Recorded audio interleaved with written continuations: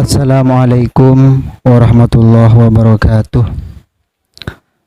Bismillah walhamdulillah wassalatu wassalamu ala rasulillah Sayyidina Muhammad ibn Abdullah wa ala alihi wa sahbihi wa mawalah amma ba'du. Yang terhormat seluruh para pemirsa dimanapun kalian berada, alhamdulillah pada kesempatan malam hari ini kita semua bisa melanjutkan kajian rutinan yang mana saat ini kami akan membahas yaitu masalah tentang bagaimana kalau seseorang meninggal sedangkan keluarganya menangis. Yang pertama, bagaimana hukumnya orang meninggal sedangkan keluarganya menangis? Maka di sana hukumnya adalah tidak apa-apa. Bahkan Rasulullah Muhammad SAW ketika cucunya meninggal, yaitu putranya Sayyidatina Zainab, Rasulullah di sana menangis. Fafadat ainahu, maka keluar air matanya Rasulullah. Ketika itu Sa'ad bin Abi Waqqas radhiyallahu ta'ala anhu itu berkata kepada Rasulullah, "Ya Rasulullah, ma hadza? Apa ini Rasulullah? Engkau kok menangis?"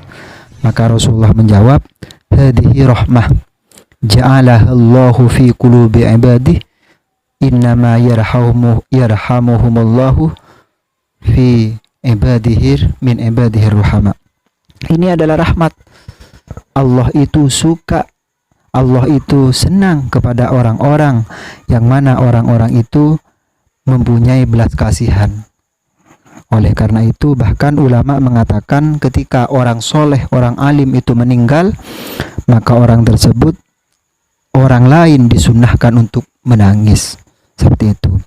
Sekarang yang jadi masalah, kalau tangisan itu sampai haram, sampai keharaman, contoh sampai merobek-robek saku, terus sampai seakan-akan orang itu merasa tidak terima dengan takdir Allah yang telah diberikan oleh mereka.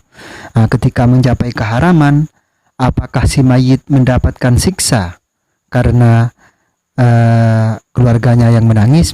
Ini yang menjadi masalah di masyarakat. Kadang orang mengatakan, kalau anak kamu atau keluarga kamu itu meninggal, kamu jangan sampai menangis. Kalau menangis nanti si mayit itu akan ditambahkan siksanya oleh Allah. Perkataan orang tua kita dulu itu benar apa tidak? Itu benar, tetapi perlu diperinci. Yang pertama, kalau si mayit itu waktu hidup tidak mewasiatkan, nah nanti kalau saya meninggal, nanti saya ya tangisi.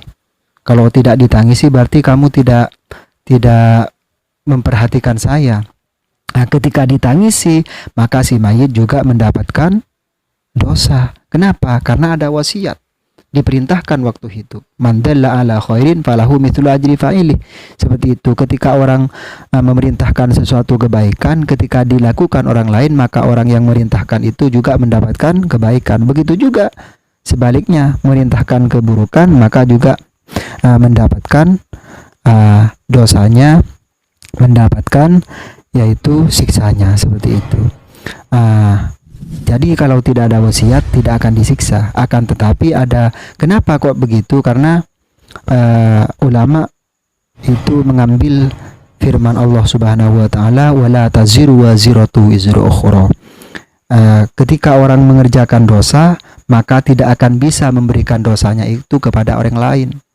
Seperti itu, kecuali wasiat. Hanya saja kalau Dhaif mengatakan, yaitu mengambil dari dohirnya hadis, innal mayyitah la yu'adzabu bibukai ahlihi. Mayit itu akan disiksa karena keluarganya menangis, yang tangisan itu sampai keharaman. Seperti itu. Jadi yang muktamad tetap tidak akan disiksa karena tangis keluarganya, kecuali waktu hidupnya ada wasiat. Seperti itu. Terima kasih. Sedikit aja dulu, kita lanjutkan nanti ya. Mohon maaf dari kami. Wassalamualaikum warahmatullahi wabarakatuh.